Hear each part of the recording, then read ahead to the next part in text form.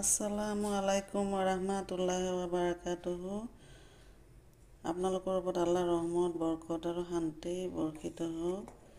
মই চেৱৈ পায়স বনাইছোঁ।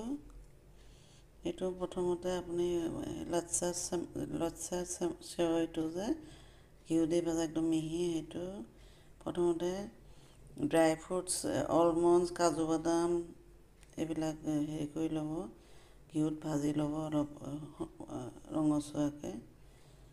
তাৰপিছত ভাজি লৈ উঠাই থৈ তাৰপিছত আপুনি চেৱৈখিনি ঘিউত ভাজিব। ভাজি পিনি গাখীৰ বেলেগকৈ গৰম কৰিব।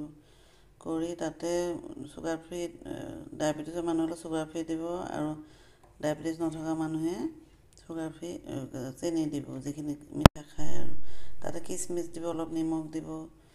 এইখিনি দি পিনি গাখীৰটো উতলাব, আৰু এইটো যেতিয়া একদম ৰঙচুৱাকৈ চেৱৈটো ভজা হ'ব, তেতিয়া গৰম গাখীৰটোৱে ঢালি দি লগে লগে নমাই পেলাব।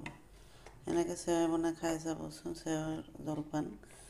আশা কৰোঁ আপোনালোকে খাই ভাল পাব।